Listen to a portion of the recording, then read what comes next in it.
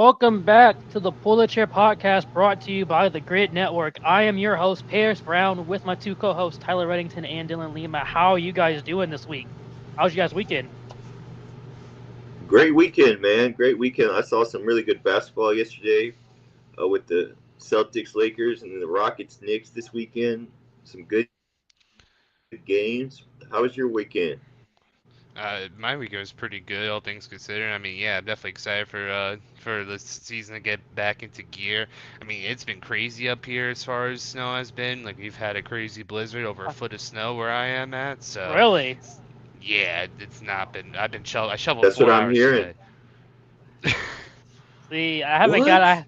I'm grateful for that, man. I haven't got all that. We had that one a month ago. We had a lot of snow, but recently it's just been. We had 60 degrees 2 3 days ago, and then it snowed today and yesterday. So Yeah, like it was nice for us yesterday, and like it just the entire East Coast got blanketed with snow from like friggin' Virginia all the way up into Massachusetts. It was a massive blizzard. Like I haven't seen this much snow on the ground in a while. Well, I gotta be kind of grateful, man, because I didn't get that much. And then Indy, no, we definitely Yeah, got snow, but it was more just like I saw snow. I was like, really, snow? It was just 60 degrees, snow. 75 Yeah, degrees here must in be nice. Texas. Yeah, that's But crazy. Lucky, Yeah, lucky, 23 lucky. degrees right now. I'm in the freight industry, and a lot of trucks and shipments are being affected by that storm. So I know how I've been hearing Yeah. about it. It's crazy. I can imagine. Well, coming up this week on the show, we're just talking about the Rockets. We talked about a lot of them, but with the playoffs coming up, they had their drama last week. Now they're blowing leads. Is this a team really to look out for? Talk about the Magic. They're dealing with a lot of injuries now too, and this was a team that 2 years ago you had just talking about they could be a team to look for. Are they still a team to look for? Should they start moving on? Then of course you got a lot of the awards. We're going to talk about our opinions on the award races and possibly just draft outcomes. So stay tuned for that. But I want to start off, man. So my Pacers suck. We're bad. We have injuries. And then off the court, my guy Halliburton gets shingles. What is going on? I don't think I've ever seen a more cursed team in my life. All this curse just for IU football to win a championship. Our entire team gets Halliburton goes down. Our entire team gets hurt, and now Halliburton dealing with stuff off the court. Like Jesus Christ. I wonder who's the person that makes the injury report. That's like, well, Tyrese doesn't play at all, but this is too funny to pass up. This guy got old man disease, just some friggin', He can't catch a like you break. don't hear about shingles often. He It's can't, just, man. That entire Pacers roster has got something going on, man. Our ACLs are fragile this year. They just snap in, and now they get shingles. Like it just, I don't think you could get worse than this. We got to do off the court having issues. Like And man, then they it's just a couldn't never even ending beat the cycle over here. Mavs. The tanking Mavs Hey beat the man, we tanking just show. Pacers. Listen, man, we are just showing who's better at tanking this year. Okay, y'all are 0-10. We said, hold on. We got to lose. We got to Yeah, lose. yeah. I was never rooting for us to lose more in my life, but y'all got a couple games on us. Y'all, man. Listen, listen, man, we know what we're doing this year, man. We got a bunch of injuries. We saw a team coming in that's 0-10. We said, hold on, we about to put game of the year on of how to lose. We losing this game. Don't worry. And with this crazy draft, I mean, it's Mhm. like who's to blame any of y'all teams, you know? Like this is like, especially considering the last year or two, like the drafts weren't too great, but like this year in particular, it's gonna be a bloodbath for who plays the worst to get Oh, the it's best gonna be odds. crazy, Just no. See, we especially with brought the the draft. next I just two want to. after this not being.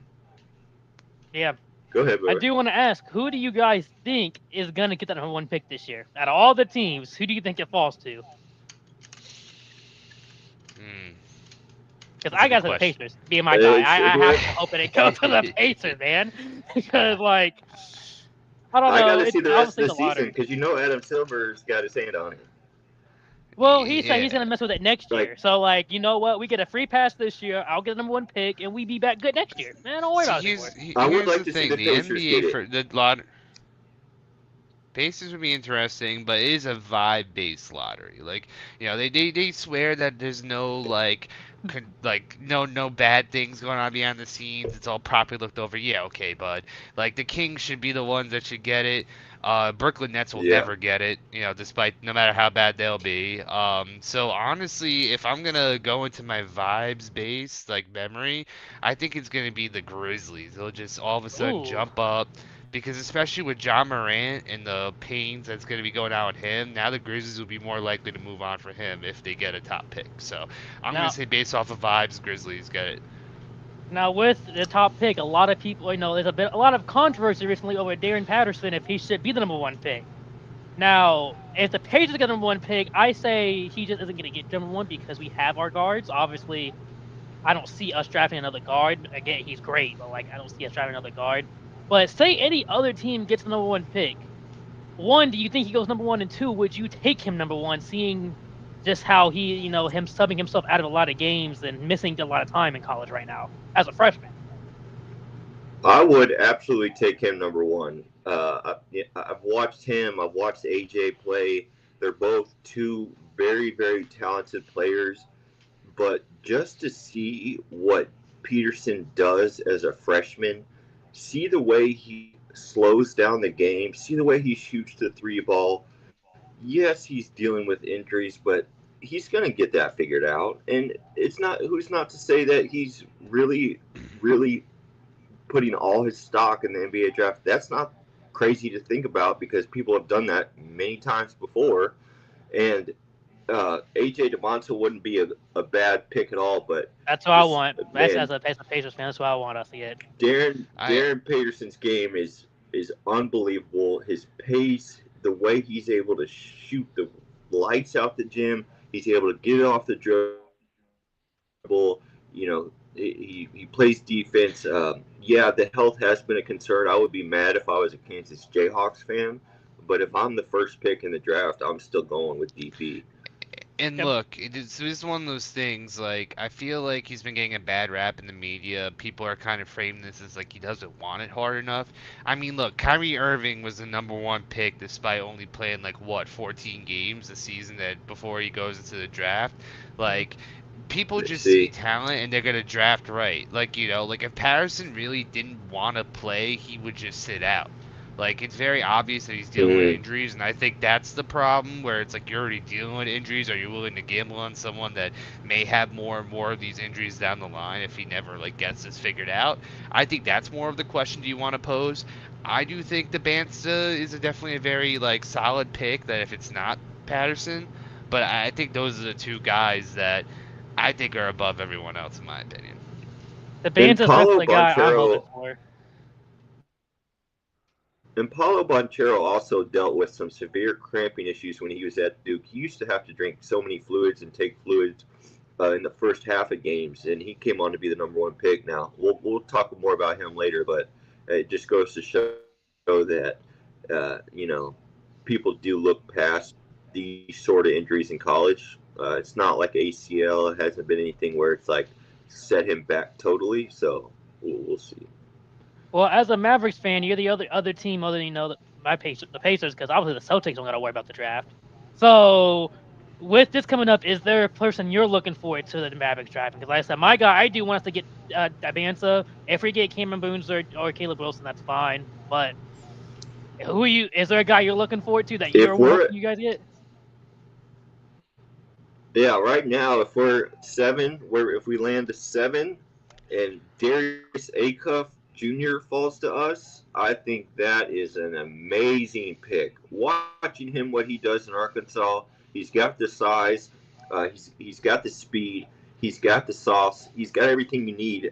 And Kyrie Irving's getting old.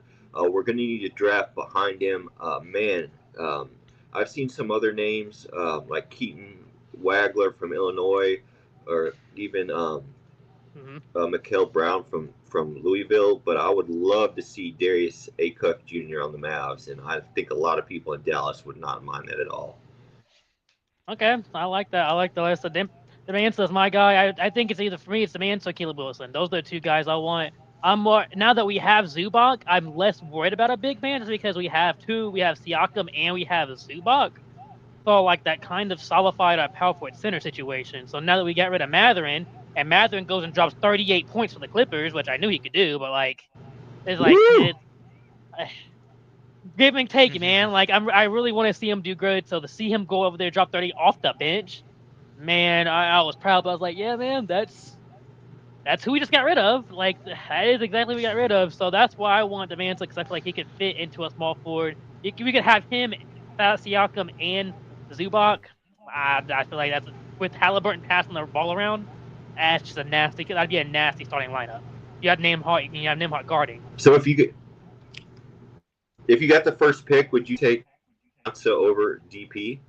Yes, because we don't need another guard. We have point guard in Halliburton, and we have Nembhard at shooting guard. If we got Patterson, I mean, then what? Do you move Nembhard to the bench? Which I can't say having Nembhard off the bench wouldn't be nice. I mean, that'd be a great defender who can shoot and shows this year he can handle the ball and lead the team. So like, I can't say if they went with that route. I can't sit here and say I don't see it, but our starting lineup was already set. I feel like we're just missing a small forward. I don't feel like we need to add another guard there. We already have our guard set. Halliburton's obviously on a point guard. Okay. He showed what he can do. So,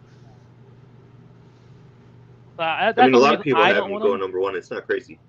Well, yeah, and I see it, and I can perfectly see it. That's why if for somehow the Pacers get number one, that's the only way I see him not going number one because we don't necessarily need a guard. Any other team that gets him, why not get a guard? But when we have Halliburton at point guard, there's no need of drafting another guard unless they want to just put Nembhard on the bench, which, again, it's not like it'd be a bad idea. But, like, we saw Halliburton and Nembhard on the court together. That was a finals team. Why change it, Why change the lineup? That's how I see it. But I couldn't say I wouldn't be able to see the vision with that idea. But we did mention Paulo, and I think we should start talking about him. Paulo Banchero, he has been the future for the Magic. Through 2 years ago, the Magic were the number 5 seed in the league, and the thought were they were the team to start looking out for in the East. Well, that was back-to-back years, and they're back to 7th seed, barely making it over the play-in. And Banchero has dealt with some injuries off and on, which we even mentioned in college. He was having some issues, and that's why I feel like this Patterson thing is becoming a big thing because there is a sign that can't continue. If you're the Magic, what is the future here? Do you continue with Banchero? Is it time to start looking to move on? Like, what is the future for the Magic, seeing it hasn't really gotten anywhere so far? It's definitely tough considering injuries. I mean, let's not forget Franz Wagner just re-aggravated his injury, has another setback. He's been missing a lot of time. He's been a very crucial part of that team. And like also they kind of went all in with Desmond Bane. I believe they traded a couple picks away to get Desmond Bane plus in their package. So they definitely hitched their wagons to this idea of Banchero being their future, but I do think they're gonna get buyer's remorse. Like, he's still a dude that's capable. Like, he averages like 21 points per game, I believe, right now, and like he's still the leader as far as we know. But he's just not a good three-point shooter. Currently 31% from 3-point 31% three-point percentage, which is awful. He's only taking 3 shots per game, almost 4 shots, which is really bad. Like, you're not taking a lot of shots and you're missing a lot of them. Like, that's a pretty bad place to be, especially if you're the number 1 guy. So unless if the Magic somehow find a way to get some more shooters around him, I can't. I think this team is definitely trending in the wrong direction where maybe you are considering Banchero in a year or two may have to be out the door. I see that, man. Paul, yeah, I think Jamal Mosley and everybody. Yeah, but I think Jamal Mosley and everybody in that organization was hoping that Paulo takes that next leap, and he just didn't do it. He didn't do it, and he's actually been one of the bigger disappointments in the NBA this year. Now, the Franz Wagner situation is very, very crucial to why that they haven't been better than they have been. But, other teams have had injuries, and their superstars have been able to step up and be who they are, superstars. I don't think this is a situation where you're going to move on from Paolo before the second contract is up, but they're going to start looking at him and they're going to start wondering, is he the guy for the franchise player? Like, is he the long-term answer for this franchise? And man, I was expecting Paulo I mean, I've seen some really good promise out of Paulo, but he hasn't taken that next step, and he's not getting better. He's not. He's not being that guy that everybody in Orlando needs him to be. Before we start hating too much on Paulo, I'll defend him a little bit, man. The 1 year, which was the second year in the league, the 2023 year, when he played 80 games. He only missed 2 games that year. It was the year they won 47 games. They were the number 5 seed in the East, and that was the year everybody was looking forward to him. The past 2 years have been the issue because both last year he only played 46 games. This year he's currently at 46 games. So it's the same spot. However, it goes to show when he played, that team was good. That team was fine around him. Now, if they are going to build with them, they definitely need shooters. But I mean, Anthony Black looks good. Jalen Suggs is a great defender. They got Desmond Bane. Desmond Bane can shoot. I feel like they did give a lot for Desmond Bane, but that is a good shooter. Franz Wagner, you can't help that he's getting injured now. I think they are building a team around them because around him you have to get shooters. I think you give it some more years because again, 2 years ago, they were the team we were looking forward to. Now 2 years past, he's dealt with injuries. He's still a very young player. If he can turn it around, and see these 2 years are his only 2 injured years, and he starts being healthy, man's only 23. So let him get back to the 70, 80 games. He is statistically every year getting better. Anyway, he's playing less games. His stats are better. So if he can just stay healthy, it's worth it. I'm going to have to push back because especially last year, right? Last year, he played the exact amount of games. So he has 46 games played this year. He played 46 games all of last year. And when he played those 46 games last year, dealing with his injuries, he averaged 25 points per game. He also, he was also like way better shooting splits. He was shooting better from 3. I mean, albeit not as good, 32%. And his field goal percentage was a little bit about the same, and he was taking more shots too. He's not taking as many shots as he's now, and it really makes you think, like, is he really going to be that guy? Like, is he really that true number 1 person that is going to take you over top? Or maybe let's just say you want to keep him in the future. Maybe you need to pair him with somebody that maybe is a better facilitator. That's a guard that could like maybe be able to space the ball better and let Paolo be more of a bigger threat, hopefully in the paint. Like, he's not really like, I mean, he's 6'10", 250. Like, he's a big dude. So, like, maybe he should be bodying more in the paint, getting to the rack. Like, I think that's probably where more his game should be rather than trying to chuck these threes when he's clearly not developing a good shot. So, I think that's really where the question is. Like, is he going to be your number 1 or is he going to be your Robin and you find your Batman to, really maneuver the ball around better? And I think the issue is, like, you saw how much they gave up to get Desmond Bane, right? You bring Desmond Bane in to get to that next level. And with Paulo playing the way he is, they're not even looking like they could get in the play-in and miss like, they're not playing like they could beat anybody in the playoffs right now. And so you give up all those assets, and so you don't want to take a step back as an organization. And what you're looking at is Paulo. That is who you need and what you need for this team to do what they need to do. And you're just, I'm sure in Orlando they're not happy about what they're seeing, but I know he's still young. He is still young, but they kind of sped up that timeline by giving away a lot of their assets. I mean, you saw what they gave away for Desmond Bane. It was a lot. Yeah. They give a lot from Desmond Bane, but yeah, I mean, again, dude is only 23. I say you got to give it a couple years because I don't disagree with he might not be a number 1, but he could be a number 2. I could see that. Definitely with him being a bigger man, he's a power forward who can play more of a traditional power forward, but he's not like a center like Jokic or somebody that can just pass the ball around. He's not a great distributor. He can get the ball, he can get a rebound, he can defend, and he gets into that mid range. He can score. But you don't want him being the guy bringing the ball up and stuff. That's not that type of player he is. So when somebody like that, you don't really make him your number 1, but I could easily see him being a number 2. So all they need is a number 1 around him. And I mean, that's not crazy to get. It really just, for him, it's health. He just has to stay healthy because, again, his 1 year he was healthy all season. They were the team to look out for. And we just haven't seen it yet. But at 23, you can't give up on it yet. Yeah, and I mean Desmond Bain especially, like I think that's what the Magic saw, and what they thought was like maybe Desmond Bain could be like that guard that could be like the supporting case for Banchero to like kind of push him to the next level, but I don't think Desmond Bain's that guy, man. Like he's definitely a scorer. Don't get me wrong. He's a shooting guard. He can shoot. He's a shooting guard. I mean, he's like he's definitely there to spread the floor. But I don't like, which is what they wanted to do. So maybe they're hoping that Anthony Black steps up, like down the line, becomes that true point guard, and I think he's very capable too. But it's definitely gonna take time. He's been playing good.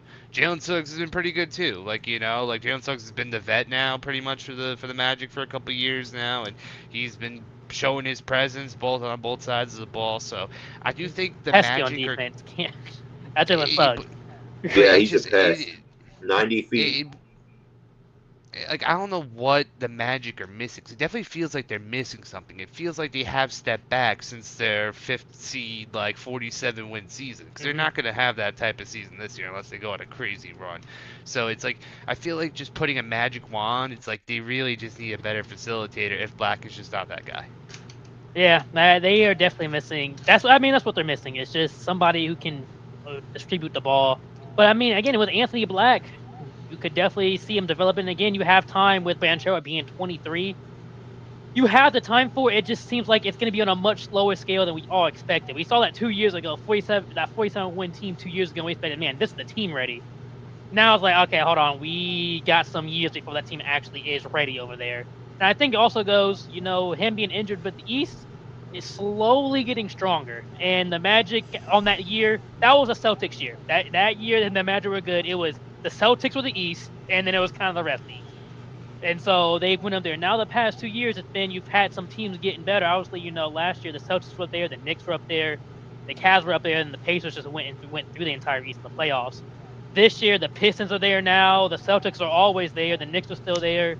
So it's just like the Magic have had, they were there, but other teams have started growing quicker, and they've just been a real slow trying to grow with their player being injured. So I just give it time with Banchero. He's 23. You can't now if he gets to 26 and we're still having this issue. Okay, yeah, we gave you the shot, but at 23, I mean, again, the guy got hit in the league at 19, and then at 20 years old, we expect this team to be that future. So we got to give him some time, but.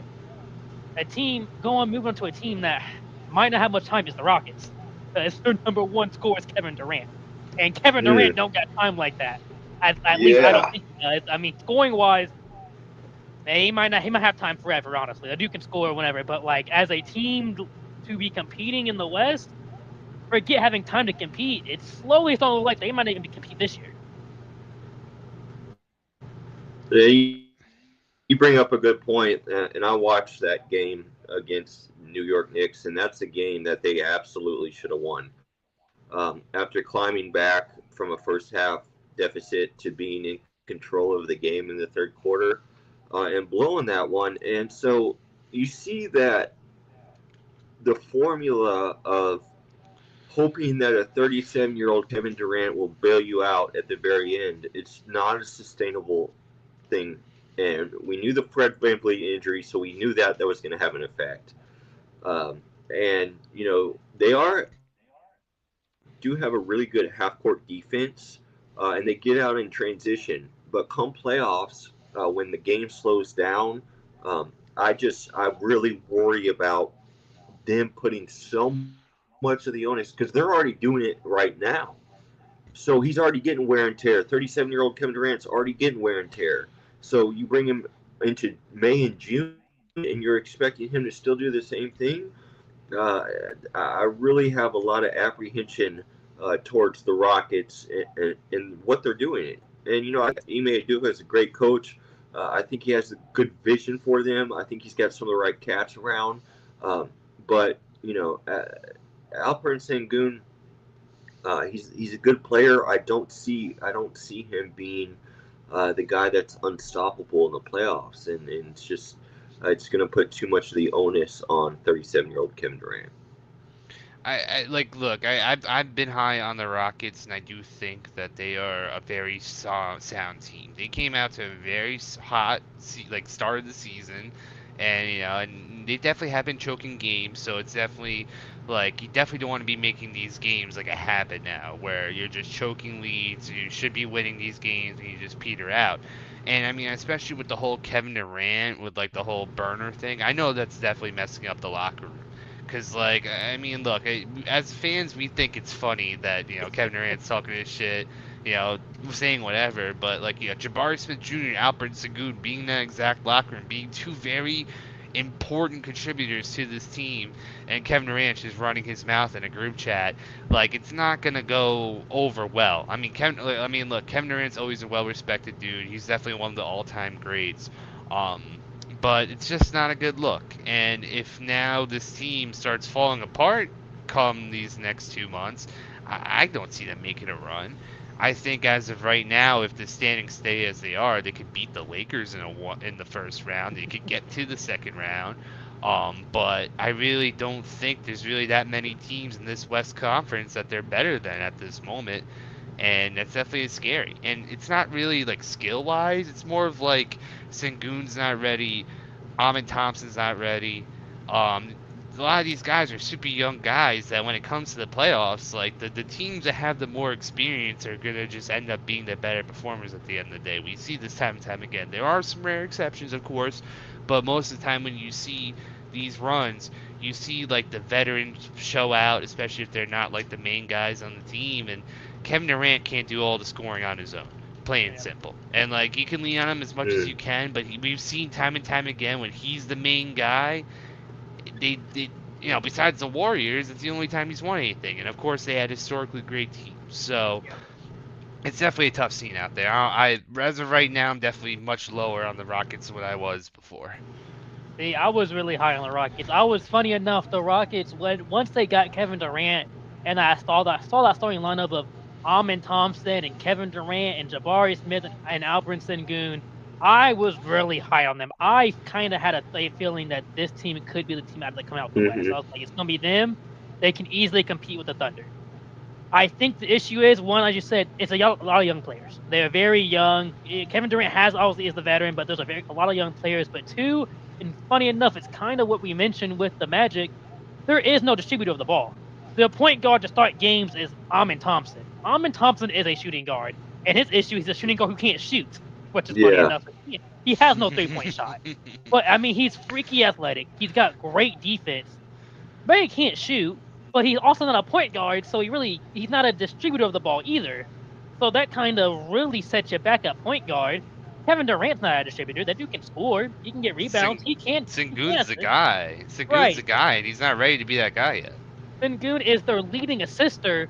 And on a game, he's not Nikola Jokic. That's not how we want to win. Yeah. Good. And when it's a game where you hold Jalen Brunson to 2 points in the first half and nearly shut him out for the whole game, that's a game that when you're up 13, you absolutely have to win. And I don't care if it's regular season or not. This is the time where you start molding into that team. Molding into Jalen Brunson's a bub. No, I don't care. Jalen Brunson's a bub. I like Jalen. I feel you. Coming from an Indiana Pacers fan, I expect you to say that. But, he usually has more than what he did. But Amin Thompson, that's the game that the Rockets need to win. Hands down. Straight up. That's exactly why I thought I was so high on the Rockets. Having somebody like Amin Thompson on the court, I'm thinking in the West, okay, you get Amin Thompson versus Shai. I can't think of a much better person I want on Shai in a series. But again, then you put him at point guard, can't distribute, and he can't shoot. It's like, okay, well, that's a big liability on offense right there. And again, our leading assister is a very young center. Other than Nikola Jokic, you don't want your leading assist person on your team to be the center. You just don't. That's not a winning formula. Jokic is you're never going to see somebody like that ever again, most likely. So, other than him, your center shouldn't be your guy leading the team in assists, and he's very young. That's just not going to win. So, in that formula, I think the Rockets kind of hit a spot where they can't get much higher. Again, I do think they probably would beat the Lakers in the West in a series. If it comes down to it, they probably could beat a Suns in the series. But I mean, a Thunder, Spurs, a Nuggets, even a Timberwolves. They're not beating those teams in the West. They're just not. They're not yet. They're not ready. And the Not problem having is it. Kevin Durant's. You only got so many years with Kevin Durant, and then after this, you didn't want Kevin Durant on the team anymore because that's a big thing to talk about in the offseason once they finally lose in the playoffs. Do we keep Kevin Durant? Do we let go of Jabari Smith, which I could see happening to get a point guard? Is it getting rid of Jabari Smith? Or maybe they give it to Kevin Durant to get a point guard, but like they're gonna have to do something because their team is almost there, but like they have an aging Kevin Durant who isn't gonna grow with these players who would need time to grow. So it's gonna be something. Yeah. He's good for 20 points a game still. He's a certified bucket, but it's the style of play and what you're asking him to do, and it's just not a formula for a playoff type win. They're not going to do what they're going to do beyond points a game. Man, I know we're talking a lot about the Rockets, just them, their playoff issues, but the last team in the West, really, the Lakers. The Lakers just kind of got embarrassed by the Celtics. I'm sure you really love watching that game. Are the Lakers gonna be able to beat anybody in the playoffs this year? Granted, they are the number 5 seed still, but like, you see a series they could win at all? I really don't. It's really like this Laker team is just looking worse and worse by the day.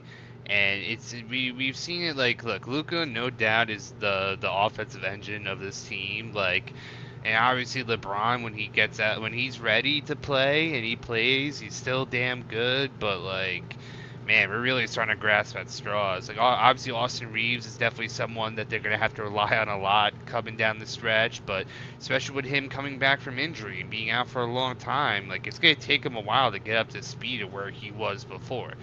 But then you really start looking to the weaves of this team. Like, do you trust DeAndre Ayton as your starting big? Jackson Hayes, I'm sorry, Jackson Hayes is not good. Marcus Smart, he's washed. Rui Hachimura, he's fine, but like, Mid. he's just mid. Like, he's just not good. And like, this bench only gets worse and worse the more I look at that team. Like, I just want to puke. Like, I just want to push them away. Because honestly, it's like the Lakers are even lucky in the first place to even get Luka.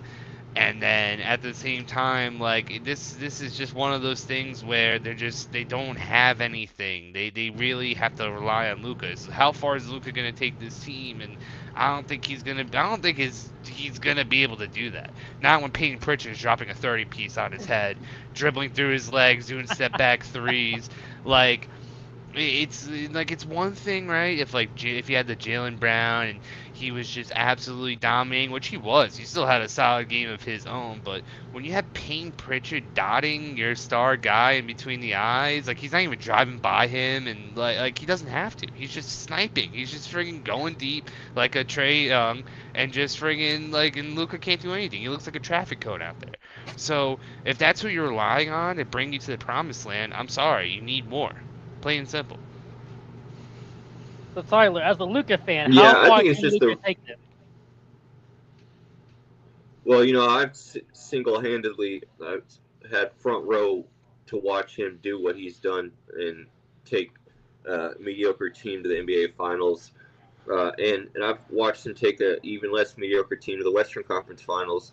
And so I don't think it's about that anymore, though. Like, I think, like, in today's game, you have to have, the Lakers have too many holes, and I will say Luka's defense doesn't help, but I don't think the way this roster is constructed, I don't think they did enough at the deadline. They brought on Luke Kennard.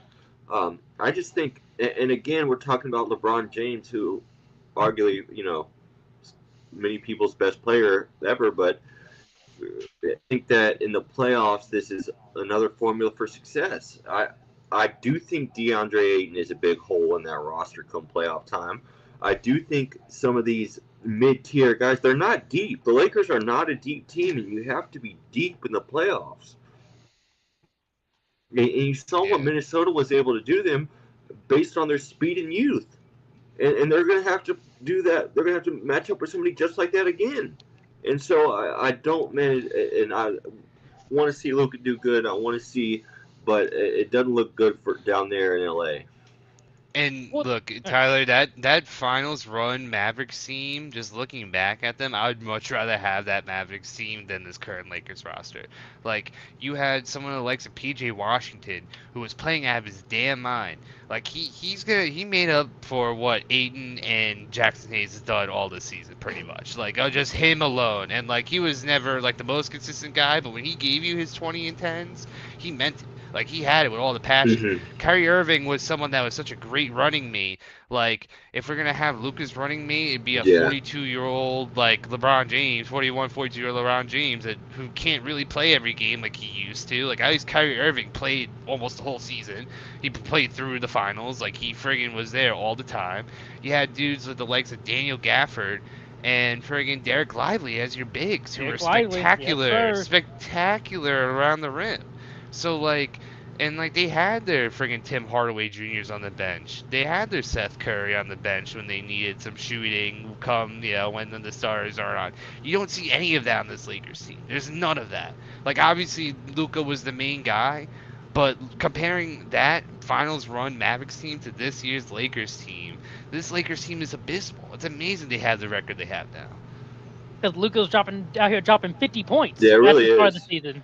He was out here dropping 50 points, 15 assists at the beginning of the year, and it was like, oh man, the Lakers team is good. Now that he's back to earth, dropping just 33 points a game, this seems like, man. whoa, that you're not dropping 50 anymore. I don't know what you want us to do, but that really gives the question: what do you even do as a Laker? As a GM as a Lakers, like you kind of just have to.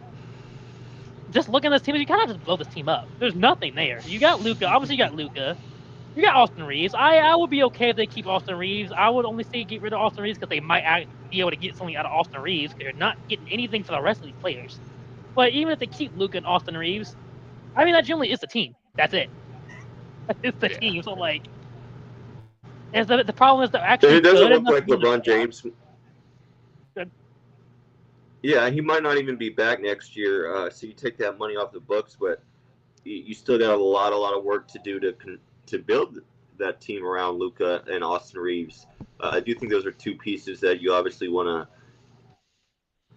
keep right there. And, if they could get like somebody like Giannis, would you get rid of Austin Reeves? Probably, but they ain't getting no Giannis. And I'm just using that as an example. I don't think they're going to get Giannis. I don't.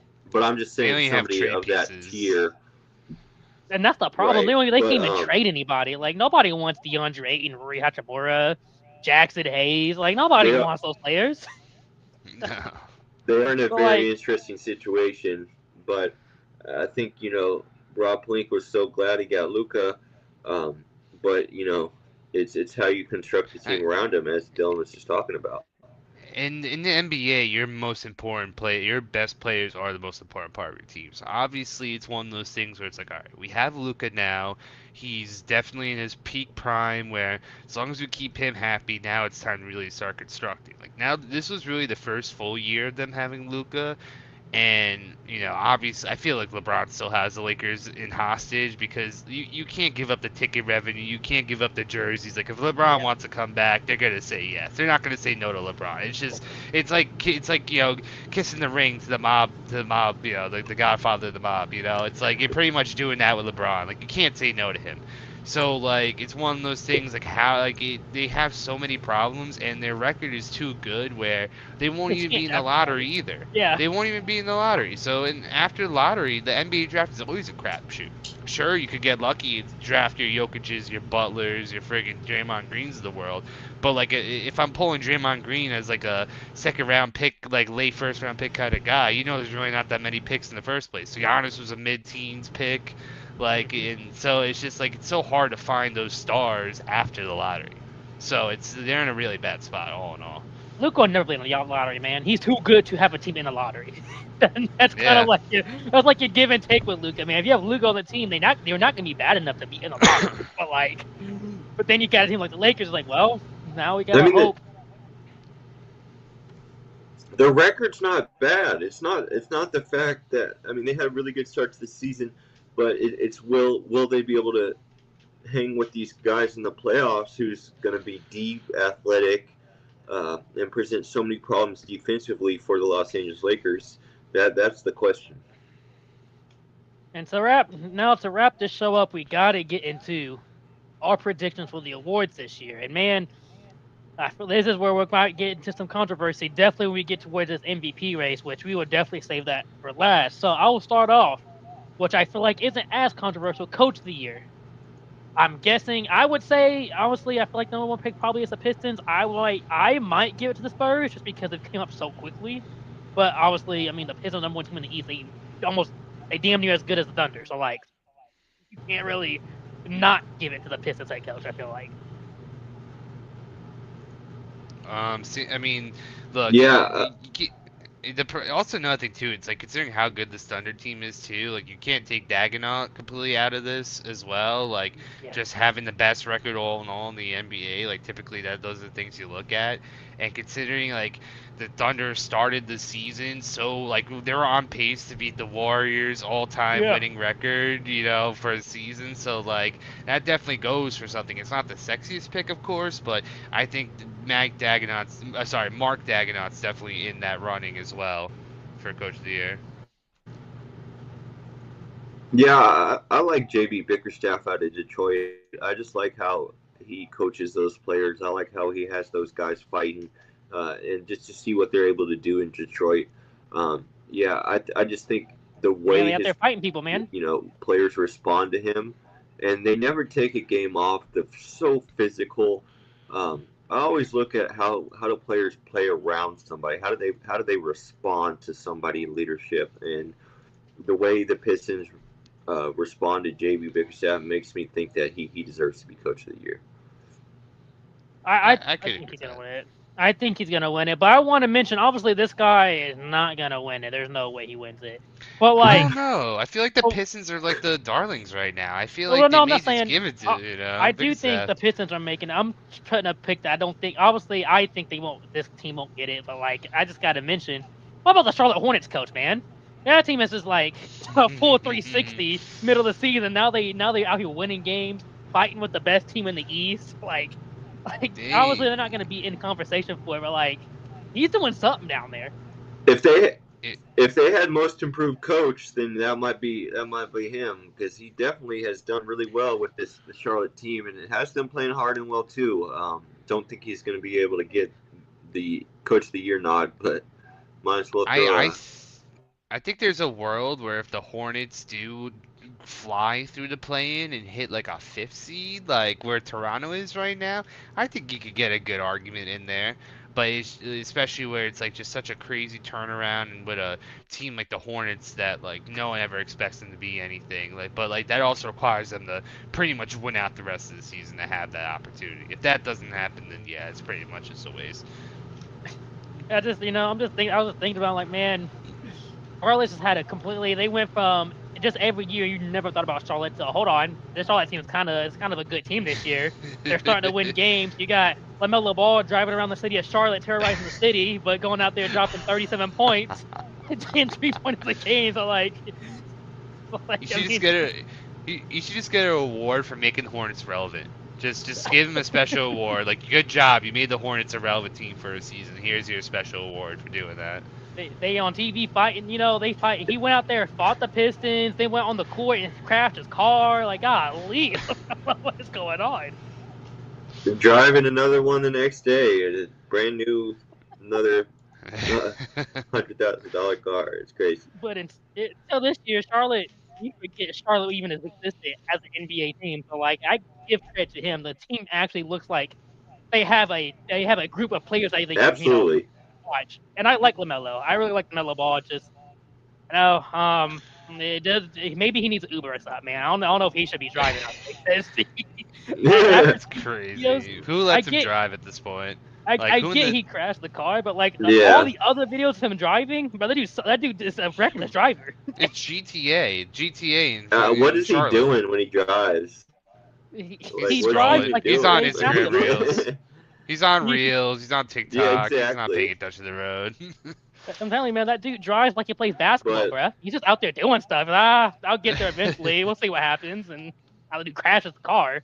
Shit, he's been But playing moving, good. He's been he has playing played really good. really good. 10 threes last game. So, like, he's pulling a show. It's like, man.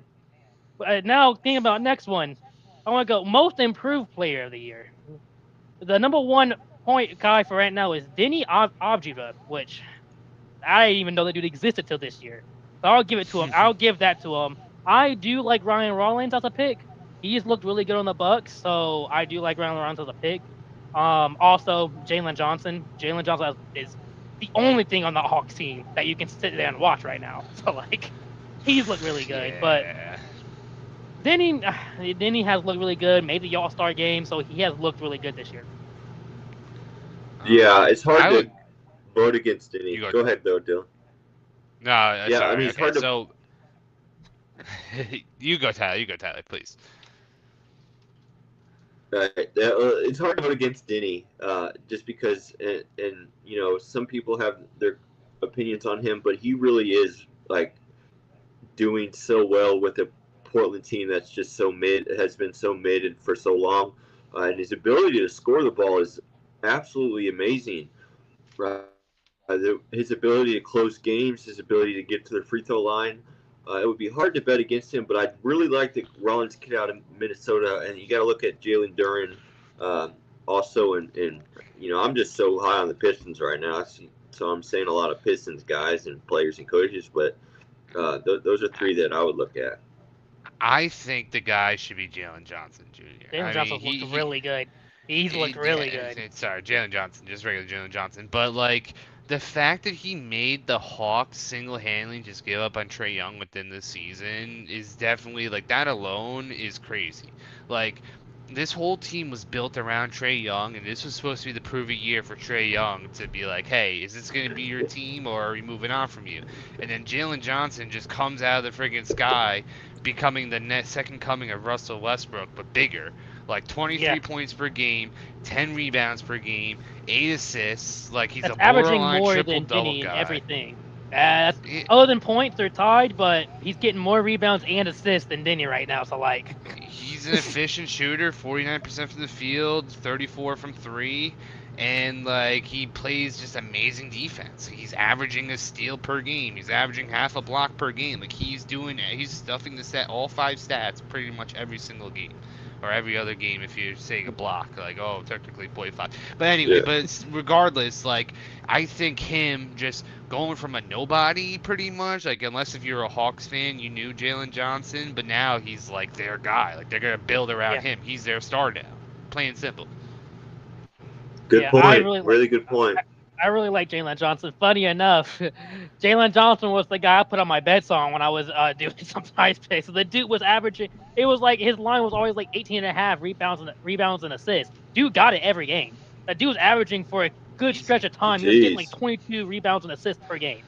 Dude was was killing it. So like, and that's what, funny enough, that's what put me on a Jalen Johnson, was me betting on him. And then he started doing this. Like, hold on. This dude's really doing something out here. But then I started watching him. Started making you some money. Right? And I was like, hold on, this dude is really doing something.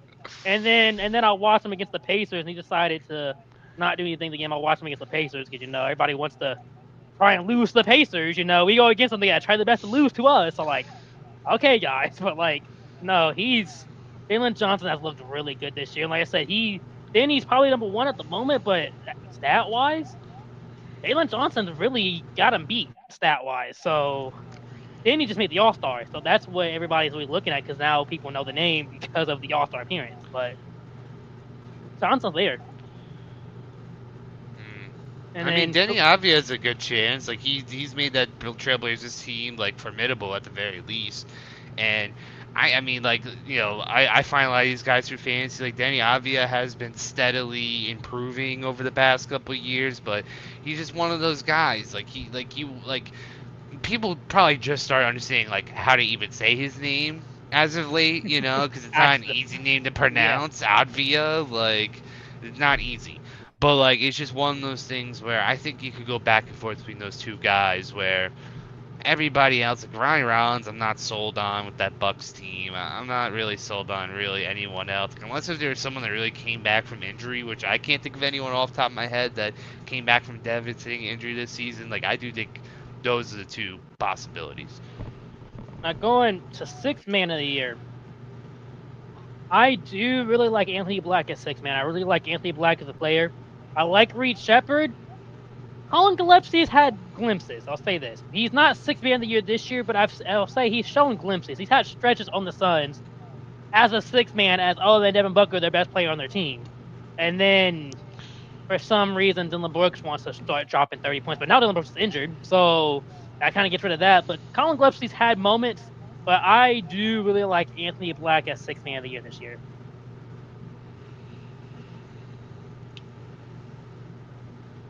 I think my guy would probably be Naz Reid. Okay. And I think that with him, he's also been one of those guys that is definitely a fan favorite over there in Minnesota.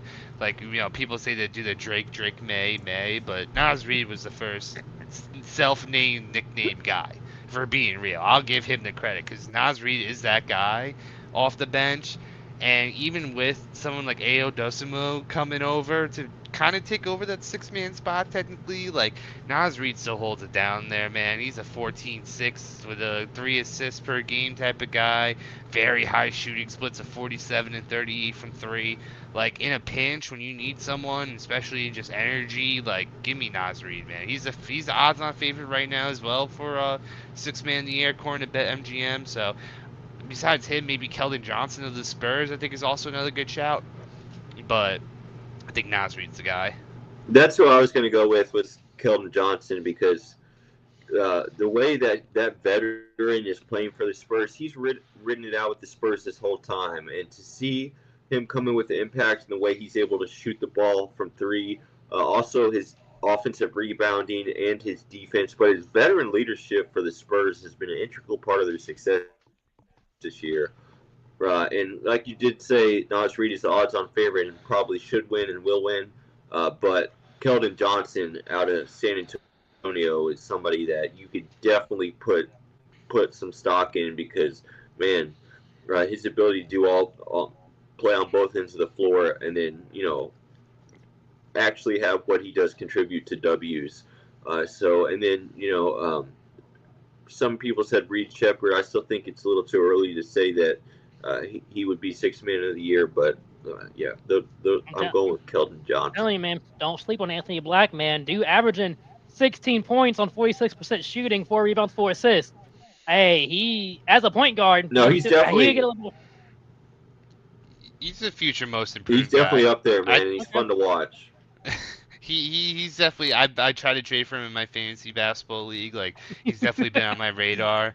But I think it's still young for him. I think he still needs to make another step for people to really know who he is, and hopefully maybe with a better Magic team next year, maybe he'll have a coming out party next year. But I think it's 1 year too soon on Anthony Black right now.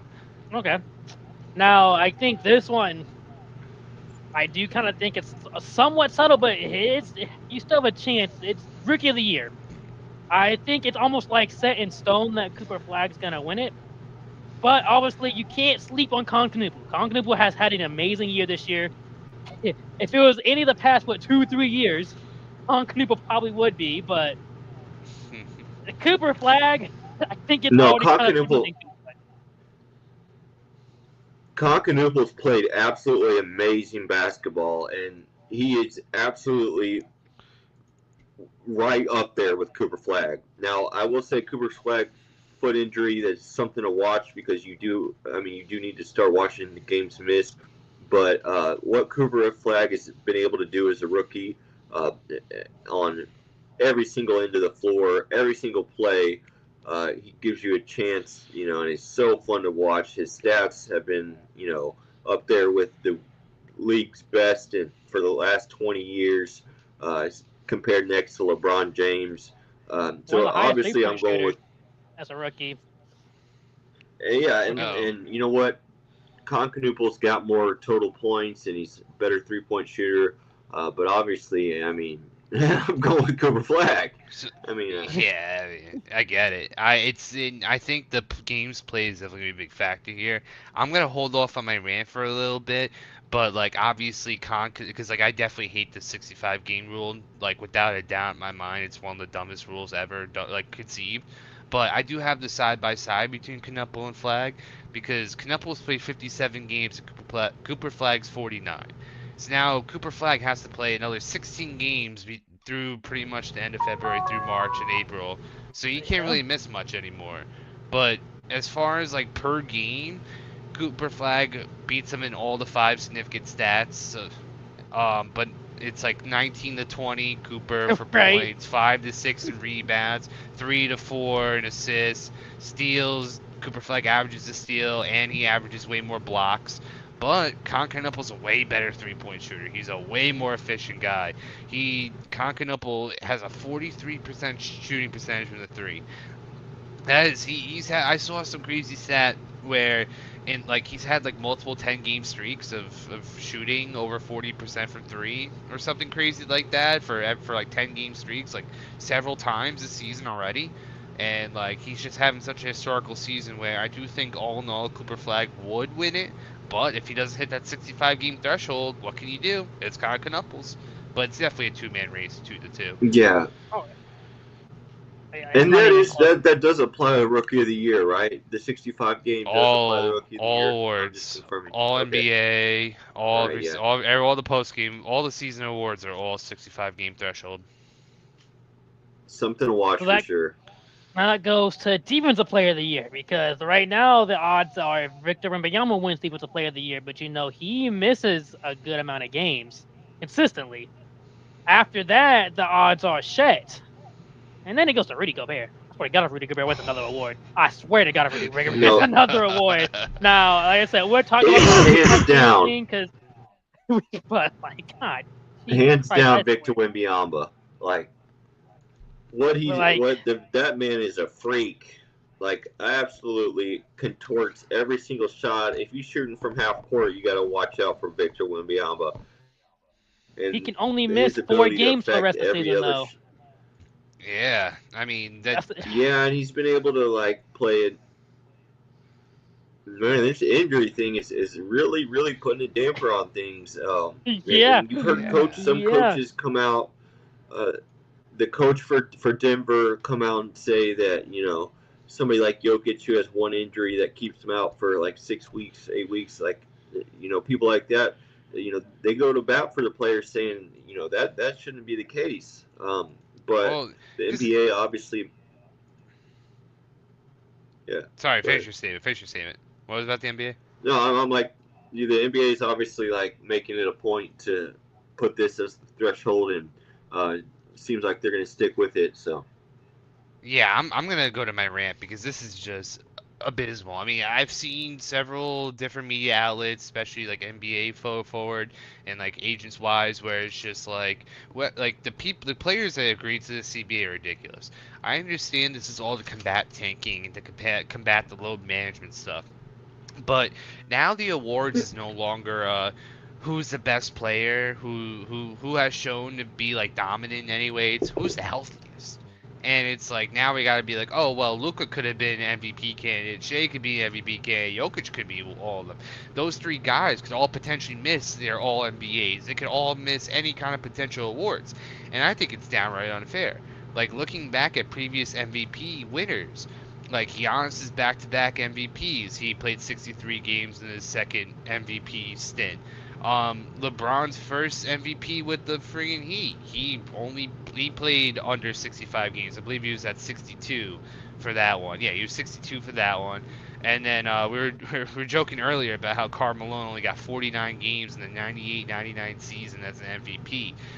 It really goes to show where it's I don't think not playing a certain amount of games should be punished against you. We should remember these players and these seasons for who was the most dominant. Someone like a Wembanyama who's averaging how many blocks per game? I gotta friggin' look this up because he is right now averaging 2.7 blocks per game. Leads the whole league. Absolutely demolishes people on the. If God forbid you try to float something in the paint, he's there, he's swatting it, but he may not get the depoy. He may not get that recognition. And if he sees Chet Holmgren lift that friggin' depoy award, oh man, look out NBA, because Wembanyama hates friggin' Chet Holmgren, and he watched Chet Holmgren lift a championship in like the Yeah. under 19s against him too. So like he already has that rivalry. So if he gets to see his depoy get snatched by someone that, in my opinion, undeservingly shouldn't get it, but just because they played more games, they're gonna give it to him. Like, hopefully the next CBA Victor they would- freaking get rid Victor of would- this rule. yeah. Listen, I mean, Yeah, Victor played with a torn Achilles just so Chet wouldn't have it. when it comes down to it, they always want to say availability is your best ability. And my thing is, somebody who's played 50 games shouldn't be compared to somebody who's played 70, 75, 80 games. You shouldn't compare them to, because that 20, 25 game difference, that's a lot of stats difference-wise. If somebody goes through a bad stretch, that brings their stats down a very good amount. If somebody goes through a good stretch, that can bring their stats above. But like, say you have a Wembanyama who plays, he can only miss 4 more games. So he plays, 50-some games. And Chet goes and plays 75 games. But Wemby averaged more blocks than them. Okay, but Chet had 25 more games of getting maybe a couple less blocks. That's going to bring it down to Wemby's not playing. Now, obviously, nobody's getting close to 3 blocks a game, no matter injury or not. Wemby, that's insane. But that's the thing. We will remember that. We'll always remember he can do that. But if you're only playing a certain amount of games, I honestly feel like, yeah, you shouldn't get the award. You should have to play a certain amount of games to get the award. I actually have no issue with it, just because it's all about wanting people to come to the games. And then what does it look like rewarding somebody who plays only 3/4 of the season, but gets the award of somebody who played all season and just had a little bit lower stats? But I don't think we should punish them either. I think just precedent-wise, like, there was only that one Karl Malone season with the 49 games. I believe it was a lockout season too, nonetheless. Like everyone else for the most part was 60 games or more. So like, for the most part, especially if we're taking an MVP for example, like LeBron's 62 game season with the Heat, that was a historically dominant Miami Heat season. Was it 2011, 2012? He averaged 27, 7 and 6. Like, he and also almost 2 blocks per game. Also, like, you're telling me we just have to erase that MVP season if we were to, let's just say if we were to retroactively do the awards for those seasons. Like, okay, Giannis doesn't get MVP now. LeBron doesn't get MVP. But like, no, but I don't think that's the case though. I think because again, ultimately, like now we're gonna be players if they're playing injured just because they want to hit these awards that also are big incentives for why they get these maxes and super maxes. Like, I think it's just a little too much. Maybe if you pull it back, like let's just say it's 55 games to reach the awards, then okay, maybe. Maybe 65 just a little too strict in my opinion. It's a little too strict. That's what I think missing 17 games is a little too less, but yeah. I would say if you miss a season, you're done for. You have a 2 months worth injury, and you still play spectacularly the rest of the season, more dominant than anyone else. I think you still deserve it. If you're sitting out for load management, that's a different story. I mean, I was just looking 70. I think you should it should be like 3/4. You should play at least 3/4 of the season, 75% of the season. 75% of the season, 61 games. So that's a little bit lower, but that's still not too much lower. So I mean, maybe you can drop it to 60, 65 out of 82. You can only miss 17 games. I mean, you missed 2 weeks. We try and take 2 weeks of PTO at work, So like, I see it, I can see it, but like, you have to have a limit somewhere. I think 55 might be a little bit too low, but I think you could do a solid 60. A 60 is just right under 3/4. You can say, okay, I played 74% of the season. All right, that's good. I mean, this all NBA is going to be freaking scary. Like, if the Jokic's don't make it, the Lucas don't make it, the Shays don't make it, these all NBAs, like the people that make the third team, which, albeit probably still deserve it, but like, I feel like we're going to be like, these guys are also getting a disservice for not getting their awards just because they missed and imagine a threshold that. Again, injuries, you can't control injuries at the end of the day. If you have a bad injury and you miss a set amount of period of time, like if you just missed the 65, like if Luka hits 63 games and averages 33 points a game, he should be in the MVP conversation. But considering he can only miss 4 games for the rest of the season, he's not going to do that. It's just not going to happen. Yeah, I mean, Luka can only miss 5 games for the rest of the season. So that goes to last thing. Who wins MVP? because obviously the odds are Shai wins MVP. He has the stats, but he can only miss 6 more games, and he's out for at least for around a week right now. So if he comes back, he'd be coming back with Yeah, being able to miss maybe 1 game. So that really goes to show because yeah. Luka can only miss 5, Wemby can miss 4, and Jokic, I mean, he's basically done. He only missed 1 more game. So that opens it up. Does Cade win it? Does Jaylen Brown win it? Does Tyrese Maxey win it? Like, And I'm going with Cade Cunningham. Injury or no injuries aside, I think this man, 25, 10, and 6, shooting 40% from the three, and besides that, what he's doing for these Detroit Pistons, you reward that man for what he's doing. He's playing MVP level basketball, has done it all year, and not just on the offensive end. He's also done it on the defensive end. And the way he's leading this team, oh man, I really hope, and I don't think they're going to give it to him, but I want them to give it to him. He deserves to get MVP. Man, Cade Cunningham, I can't say enough about what he's doing for these Detroit Pistons, and he's so much fun to watch. You know, it's funny. I'm looking at the MVP odds now. Right now, Shea's the number 1 guy. Jokic is number 2. Cade's number 3 right now. Luka, Wemby, and Jalen. But you know, obviously, ideally, we hope all these players play. But I mean, we keep on saying Shea may miss it, Jokic may miss it, Luka may all miss all awards. So, in considering that, I'm making that assumption that these guys don't hit it. It's likely going to be the Cade. Could it be a Wemby year if he stays healthy? Because he's still on that threshold where maybe he could stay healthy for the rest of the season and make it. But I'm going to make the case for Jaylen Brown, man. Because he's someone that's averaging 29 points per game. He has 7 boards per game. He's the top assist guy for the Celtics at 5 right now. And considering how hit or miss the Celtics team has been, I mean, let's be honest. Everybody was saying this was a gap year for the Celtics. No one took them seriously going into the year. And Jaylen Brown took it to heart because it was one of those things where, you know, hey man, I'm still that guy. Like, he was a number 3 pick. He could easily be a number 1. He proved it. And this year, he's played spectacularly all season. He's played 51 games this season. So he's well in that hunt to be in all the maybe first team All-NBA also. I'd say he's easily top 5. And when you look at the Derek Whites, the Peyton Pritchards, the Neemias Quedas, and you know, all these young guys, it's like it's not like Jaylen Brown really had that much help all season. Anthony Simons is really good off the bench, but when you look at the starting roster, the guy that was in and day out that carried this team throughout the whole way was Jaylen Brown. So I do think he should be in these MVP talks. I don't think he'll get it. I think Cade will be the guy, but I feel like Jaylen Brown should be second, maybe third in this voting race. I'll say my guy, I think in the end it does go to Cade Cunningham, and I have no issue with it going to Cade Cunningham. That man has developed. He is a star player. The dude is pretty close to averaging a triple a game. So, like, on the best team on the East. So I have no issue with it. I think the one that, you know, have to look out for is Tyrese Maxey. Because Tyrese Maxey is also averaging 29 points a game. He's averaging 47% from the field, 38% from three-point.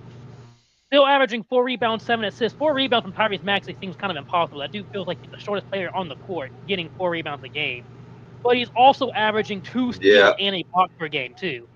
So he's also bringing good defense with him. And again, that's one reason I think Cade gets it, because Cade is doing all those a little bit better. He gets a little bit more points. He gets a little bit more rebounds. He gets a little bit more assists. But, like, Cade all around is good. But, like, when you're comparing that, Tyrese Maxey's right there. Tyrese Maxey's had one of those years where he's up there, definitely at his defensive stats. He's been all around. He's been the 76ers all around. It's been Tyrese Maxey this year. Yeah. But it's hard to agree with you there, and I wouldn't mind him bringing it. I wouldn't mind him bringing a MVP trophy home. That'd be pretty cool. And this, honestly, the only thing that pushed them back is the Sixers have not been a good team. They've had a lot of problems, and obviously Max has been the one guy that's kept them afloat and not made them like a bottom 5 team in the league. But ultimately, when we look at these awards, especially MVP, like, it's always given to the top teams. And hey, man, Cade Cunningham's been friggin' amazing with that Pistons team. The Celtics are the second seed in the East despite all odds. And who's to say maybe Wemby hits that threshold? I wouldn't hate if Wemby got MVP. 'Cause Oh he's yeah, definitely hey, MVP worthy Wemby this can year. get any you award know? he wants, man. Like, like Wemby can have it. All I can kind of say, I'm finally glad. Not glad. I can't say I'm happy because Jokic deserves it, but like, man, I finally get a year Jokic doesn't get an MVP. Because every year Jokic is here, that's MVP. There you go, MVP, and you But I can't, mean, you he's can't so knock damn it. good. You can't This knock it. year That's the problem. he could have an MVP season this year too. If it wasn't for the game threshold, he could Yeah. easily be in that conversation once again. He's just so a year in and year out, and he doesn't even have to try that hard, which is the worst part. Like he doesn't even have the passion, but he's just so damn good. But yeah, that'll wrap it up this week on the Pull the Chair podcast. Stay tuned. There's only 26 games left in the NBA season, so getting close to those playoffs. We'll keep you updated on how the awards are going, who's missing games.